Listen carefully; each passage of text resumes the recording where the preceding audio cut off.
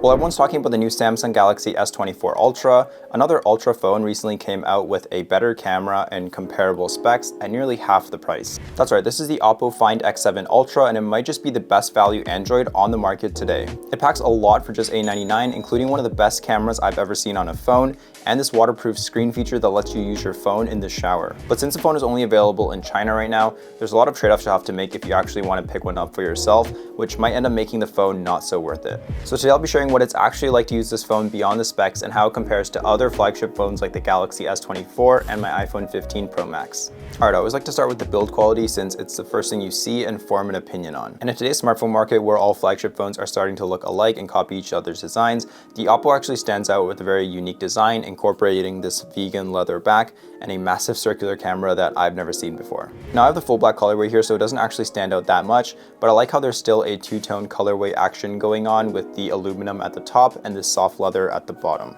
It looks and feels more sophisticated than the iPhone or Galaxy S24, but I also feel like this type of design won't age as well as a more simplistic one. I do like how it feels in the hand though, and the sides are all aluminum with a curved design and display, kind of like the older Samsung phones. I'm always a bit conflicted because I like how the curved edges feel, but I also like the look of a flat screen much more, so it's really a personal preference. On the front, you get an amazing 6.82-inch QHD AMOLED display, making it just as good as other flagship phones like the 15 Pro Max and Galaxy S24. You also get a 120Hz refresh rate and a peak brightness of 4500 nits when viewing HDR content, making it visibly brighter than my iPhone. But by far my favorite part about the screen is what they call rainwater touch support, which makes it so you can still properly use your screen when it's wet, like in the rain or in the shower. If you've ever tried to use a smartphone with wet hands or when there's water on the screen, you'll know it's pretty much impossible and really annoying to use.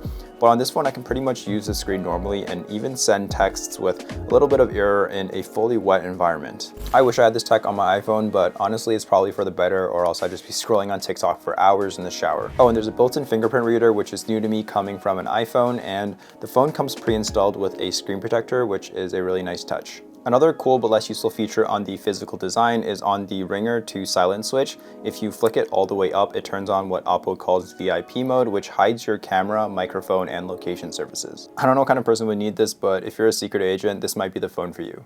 One thing I don't like is how the volume rocker is on the right side with the power button. It just makes screenshotting a bit harder. And last but not least, let's talk about the star of the show, the massive cameras on the back. Initially, I found the bump to be kind of annoying because my finger naturally tries to rest where the bump is and I have to move it lower, but it's actually pretty well designed. In terms of looks, I like how the camera has a vintage vibe, but the huge size might not be it for everyone. Again, I have the all black colorway here, which looks really sleek, but even in the other colors, brown and navy, the entire camera system just looks very premium. The best design decision here is that it's centered in the back, so when you lay the phone on a flat surface, it doesn't actually wobble around when you use it like most other phones without a case. It even elevates it a bit to make it easier to see and use, so if anything, OPPO did a good job of making what would have been a design flaw into a small feature. But let's move on from the build and talk about how well these cameras actually perform in daily use, because I was really impressed with them. So on the back you have four 50 megapixel cameras, including a main camera, two periscopic zoom cameras for 3x and 6x zoom, and an ultra-wide camera. Despite the Hasselblad logo, all the lenses are from Sony, and Hasselblad just offers what they call pro-grade tuning and a special portrait mode. Okay, so there's a lot to like about these cameras, and I could probably make a dedicated video about them, but if you're comparing them to other flagships like the 15 Pro Max or Galaxy S24, there are a few things that make them unique and, in my opinion, better. The first is that the main camera in the middle has a huge 1-inch sensor, which for context is bigger than both the 15 Pro Max and Galaxy S24 Ultra. This helps with getting a natural looking background blur in photos and also makes night photography more detailed as it can capture more light. The 3x zoom camera is also quite special because it supports a minimum focus distance of 25 centimeters, so you can take these cool close-up shots or portrait photos with a natural background blur without portrait mode. And if you like ultra-wide shots, this is one of the best ultra-wide cameras I've ever seen. The 50 megapixel sensor is really sharp, and you can even get this blurred background look if you're close enough to your subject, which typically is impossible on any other ultra-wide lens. And maybe the coolest but kind of gimmicky feature is the built-in AI zoom, which uses AI to enhance clarity when you're zoomed in at 20x, 30x, even all the way up to 120x. Take a look at how much clearer that is on max zoom compared to my 15 Pro Max. It even works well in night photography, like look at the difference compared to my iPhone. In general though, this camera is really easy to use as a point and shoot, and the Hasselblad tuning adds a really nice color contrast onto all the photos, which make it look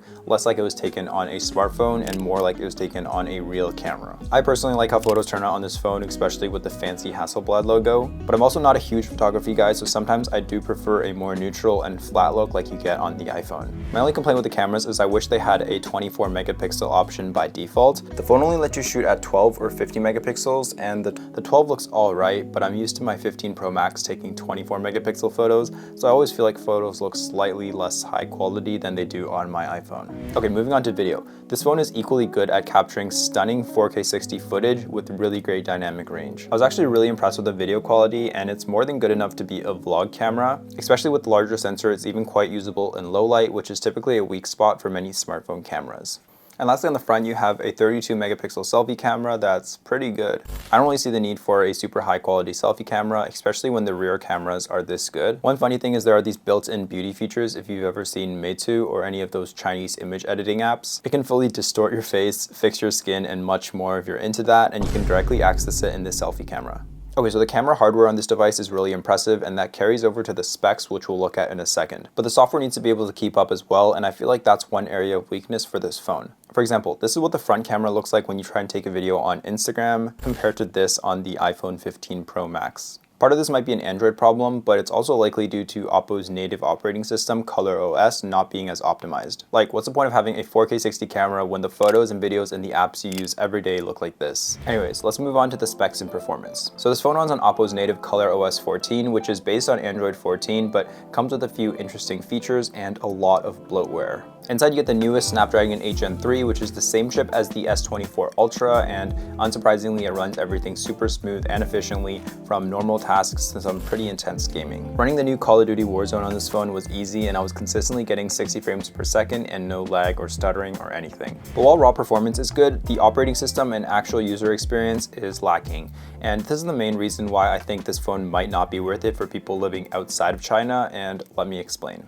So like I mentioned, the device itself comes with a lot of bloatware, but since it's a China-only model, it also doesn't come with a native way to install Google Play services. You'll have to find a way to sideload Google Play onto your phone to download your regular apps, and even after you do that, you still have all of these apps you'll have to delete. Some apps are just stuck in Chinese that are on the phone, and then some things you just can't change. Like the voice assistant is stuck on Brino, which is OPPO's version of Google Assistant, and some things like Android Auto just don't work. It's not all bad on the software side though. There are some cool features of ColorOS that I'm still exploring. For example, they have this Aqua Dynamics thing that's similar to Dynamic Island with elements that can sit at the edge of your screen, and there's a lot of customization built in with a bunch of live wallpapers, although you can't use a bunch of them unless you download this Chinese app and pay. There's also this game assistant that you can drag out when you're gaming, which is quite useful to have and glance at your stats, but I'm not sure if other Androids also have something equivalent. But overall, while some of these features are cool to play with, the core software experience still has a lot of trade-offs that you'll have to make compared to other Android devices that are optimized for the global market, like the Galaxy or a Pixel.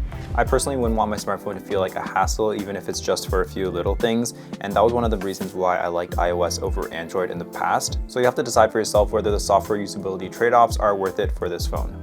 Alright, so I was going to talk about Android versus iOS in this video since I am a hardcore iPhone user, but I haven't fully gathered my thoughts there, so I'll save that for my next video with the S24 Plus, so keep an eye out for that. But before I wrap up, I just wanted to quickly talk about the battery because that was also a pleasant surprise for me, specifically the fast charging capabilities. The 5000 mAh battery itself easily lasted me throughout the day, which I can't always say is the case with my iPhone. But the fast charging this thing lets it get from 0 to 100% in less than 30 minutes, and the speed of charging is honestly really crazy. Like, even wirelessly charging this phone is faster than plugging in to charge my iPhone. Oh, and the battery inside is supposed to support 2 times the charge cycles compared to an iPhone or a Galaxy, which means the battery is supposed to last a lot longer over time. So again, another hardware dub for this phone, and I'll leave you with that. Overall, the OPPO Find X7 Ultra is a really solid pick for top-notch build quality with really killer specs, and the $899 price tag just makes it even better. It's pretty much impossible to see prices with specs like this in leading smartphone brands today, and OPPO is a well-known brand. It's been around in China for a long time, and they merged with OnePlus in 2022.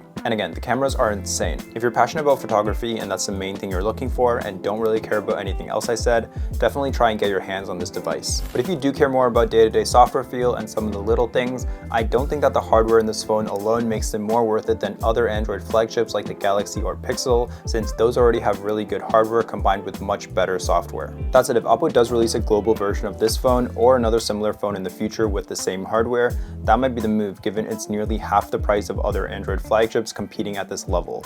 Anyways, that's about it for this video. Let me know what you think of this phone from everything I've shown you. Would you get it? Would you not? And if you have any questions, leave them in the comments. I haven't been posting as frequently since my work's gotten really busy, but I do have another video coming soon for the S24 Plus, which should be really fun, and some other big news coming to the channel, so make sure you're subscribed so you don't miss out on anything.